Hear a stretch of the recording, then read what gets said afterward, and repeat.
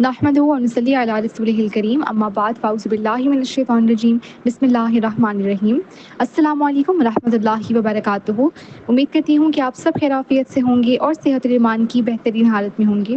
جیسے کہ ہم عقیدہ کورس کر رہے ہیں تو ہم بار بار عقیدہ توحید کے بارے میں، عقیدہ رسالت کے متعلق بات کرتے ہیں، اور ہم نے بیچ میں شرک کے متعلق بھی بات کی۔ تو آج کا ٹاپک بھی ہمارا یہی ہے کہ ہم شرک کے متعلق بات کریں گے، کیونکہ اسلام کے بنیادی عقائد میں جو ایک سب سے اہم حصہ ہے وہ یہ ہے کہ ہم شرک کو سمجھیں، اور اس کو سمجھنا اس لیے ضروری ہے کیونکہ یہ توحید کا الٹ ہے، ٹھیک ہے، توحید کا اپوزٹ ہے۔ توحید یعنی کہ اللہ کی وحدانیت پر ایمان لانا، جو اسلام کی روح ہے۔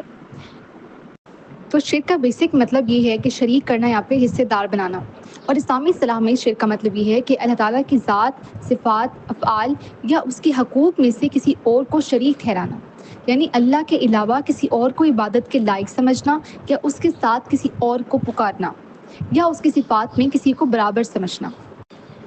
تو شرک کو سمجھنے سے پہلے توحید کو سمجھنا اس لیے ضروری ہے کہ پہلے آپ کو توحید کا مطلب پتہ ہو، کہ اس کا مطلب یہ ہے کہ اللہ اپنی ذات میں، اپنی صفات میں، اپنے افعال میں، اپنے حقوق میں اکیلا ہے، اس کا کوئی شریک نہیں ہے، اور نہ ہی کوئی اس کا ہمسر ہے۔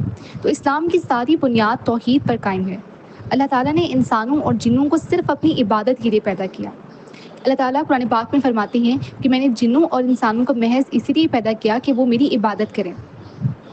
تو ہماری پیدائش کا مقصد یہ ہے کہ ہم صرف اور صرف اللہ تعالیٰ کی عبادت کریں۔ تو اگر وہ لوگ جو اللہ کے سوا کسی کی عبادت کرتے ہیں، یعنی جو شرک کرتے ہیں، تو وہ بہت بڑی گمراہی میں ہیں۔ شرک کی بیسک طور پہ ہم ٹائپس دیکھتے ہیں کہ کتنی اس کی اقسام ہوتی ہیں۔ سب سے پہلی ٹائپ ہم دیکھیں گے شرک فی الذات۔ اس کا مطلب ہے کہ اللہ کی ذات میں کسی کو شریک ٹھہرانا، یعنی کسی کو اللہ تعالیٰ کا بیٹا یا بیٹی قرار دے دینا، نعوذ باللہ۔ جیسے کہ عیسائی جو تھے وہ حضرت عیسیٰ علیہ السلام کو، اور مشرکین جو ہیں وہ مشرکین عرب، وہ فرشتوں کو اللہ کی بیٹیاں کہتے تھے، ٹھیک ہے۔ تو یہ بیسکلی وہ کیا کرتے تھے، وہ شرک کرتے تھے۔ اسی طرح سے ہی کچھ ایسے عقائد رکھنے والے تھے جنہوں نے بعد میں اپنے بت بنا لیے، دیوتا بنا لیے، اور کسی نے سورج کو، چاند کو، الگ الگ انہوں نے کاموں کے لیے الگ الگ اپنے دیوتا بنائے ہوئے تھے۔ تو انہوں نے بیسکلی کسی مخلوق کو، کسی چیز کو اللہ کے برابر جو ہے وہ سمجھا ہوا تھا۔ تو یہ شرک فی الذات ہے۔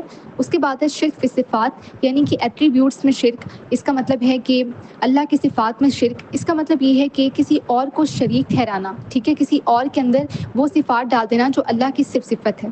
اس میں کوئی مخلوق بھی ہو سکتی ہے، ٹھیک ہے، لیکن کوئی بھی چیز دنیا میں کہیں بھی کچھ بھی اللہ کے برابر نہیں ہو سکتا، ٹھیک ہے۔ تو جو ایسا کرتے ہیں لوگ، جو کسی مخلوق کو اس طرح کی صفات اس میں ڈال دیتے ہیں اور پھر اس کو اپنا معبود بنا دیتے ہیں، تو وہ کیا کرتے ہیں، وہ سراسر گمراہی میں ہیں، وہ شرک کرنے والے ہیں۔ مثال کے طور پر اللہ کے علاوہ کسی اور کے بارے میں یہ عقیدہ رکھنا کہ وہ غیب کا علم جانتا ہے، تو یہ بھی شرک میں آتا ہے، کیونکہ غیب کا علم صرف اور صرف اللہ کے ہی پاس ہے۔ اس طریقے سے اللہ کے سوا کسی اور کو ہر جگہ حاضر و ناظر سمجھنا، یہ صفت بھی صرف اور صرف اللہ تعالیٰ کی ہے۔ اسی طرح سے ہی یہ عقیدہ رکھنا کہ اللہ کے علاوہ کوئی اور بھی مشکل کشا ہے یا میری حاجتیں پوری کر سکتا ہے، تو یہ بھی شرک میں آتا ہے، کیونکہ مدد صرف اللہ سے مانگنی چاہیے، اور اللہ ہی ہر چیز کا مالک ہے، اللہ ہی آپ کو دینے والا ہے۔ اس طریقے سے نفع اور نقصان کا مالک بھی صرف اور صرف اللہ تعالیٰ ہی ہے۔ اللہ ہی ہے جو ہمیں کوئی نفع دے سکتا ہے یا ہمیں کسی نقصان سے بچا سکتا ہے۔ تو یہ چھوٹی چھوٹی چیزیں جو ہیں یہ مائنڈ میں رکھنی چاہیے تاکہ ہمارے عقائد جو ہیں وہ اسٹرانگ ہو سکیں۔ اس کے بعد شرک فی العبادات ہے، یعنی کہ عبادات میں شرک، یہ سب سے عام قسم ہے، اور اس کا مطلب یہ ہے کہ عبادت کی کوئی بھی قسم اللہ کے علاوہ کسی اور کے لیے کرنا، جیسے دعا وغیرہ کہ اللہ کے علاوہ کسی اور سے مانگنا، کوئی پیر ہو سکتا ہے، کوئی خواہ کوئی اولیاء ہو، کوئی بت وغیرہ ہو، تو یہ سب کیا ہے، یہ بھی شرک ہے۔ اس طرح اللہ کے علاوہ کسی کو سجدہ کرنا، اللہ کے علاوہ کسی کے نام پر جانور ذبح کرنا، یا پھر نیاز وغیرہ بانٹنا، تو یہ سب چیزیں کیا ہوتی ہیں، اللہ کے علاوہ کسی چیز کے نام پر، کسی مخلوق کے نام پر یہ سب کرنا جو ہے وہ کیا ہوتا ہے، یہ شرک میں آتا ہے، اور شرک بہت بڑا گناہ ہے۔ اس کے متعلق اللہ تعالیٰ فرماتے ہیں کہ یقیناً اللہ اس گناہ کو نہیں بخشتا کہ اس کے ساتھ شریک ٹھہرایا جائے، اور اس کے علاوہ چھوٹے گناہوں کو جس کے لیے چاہے بخش دیتا ہے، کیونکہ کچھ جو شرک ہیں وہ شرک اکبر ہے، اور کچھ شرک اصغر ہیں۔ تو شرک اکبر ہے، اس میں آتا ہے بت پرستی، یا کسی کو اللہ کا بیٹا کہنا، یا اللہ کے سوا کسی کو سجدہ کرنا، اللہ کے سوا کسی سے مانگنا۔ اور شرک اصغر کیا ہے، یہ چھوٹی چھوٹی چیزیں ہیں جو ہمیں خود بھی پتہ نہیں ہوتی۔ مثال کے طور کے اوپر یہ انسان کو ویسے دائرہ اسلام سے خارج نہیں کرتی، لیکن یہ بھی گناہ ہے۔ اور یہ توحید میں کمی لاتا ہے، اس میں ریاکاری ہے۔ جیسے کوئی نیک عمل کر لیا ہم نے، نماز یا صدقہ دے دیا، ہم سخاوت کرنے کی کوشش کرتے ہیں، سخی بنتے ہیں صرف اس وجہ سے تاکہ لوگوں کو دکھا سکیں، لوگ ہماری تعریف کریں کہ ہم صدقہ خیرات دیتے ہیں بہت زیادہ، تو لوگ ہماری تعریف کریں۔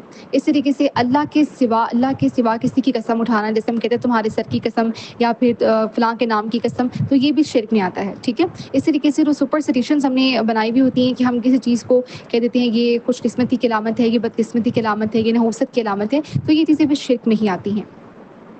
کیونکہ آپ صلی اللہ علیہ وسلم کی حدیث ہے کہ آپ صلی اللہ علیہ وسلم نے فرمایا سب سے زیادہ جس چیز کا مجھے تمہارے بارے میں ڈر ہے وہ شرک اصغر ہے۔ تو آپ صلی اللہ علیہ وسلم سے پوچھا گیا کہ آپ صلی اللہ علیہ وسلم شرک اصغر کیا ہے، تو آپ صلی اللہ علیہ وسلم نے فرمایا کہ ریاکاری۔ تو ریاکاری جو ہے وہ بیسکلی بہت بڑا گناہ ہے، اور ہمیں چاہیے کہ ہم شرک کے متعلق پڑھیں، اور شرک جو ہے وہ ان شارٹ ہم سمرائز کرتے ہیں کہ ایک بہت ہی بڑا گناہ ہے جس سے بچنا ہر مسلمان پر فرض ہے، اور ہمیں کیسے پتہ چلے گا؟ جب ہم اس کے متعلق اسٹڈی کریں گے۔ توحید جو اسلام کی بنیاد ہے، اس کا تقاضا ہے کہ ہم ہر قسم کے شرک سے مکمل دور رہیں، اور اللہ تعالیٰ سے دعا ہے کہ ہمیں شرک اکبر اور شرک اصغر دونوں سے محفوظ رکھیں اور توحید والی موت عطا فرمائیں۔ آمین ثم آمین۔ جزاک اللہ۔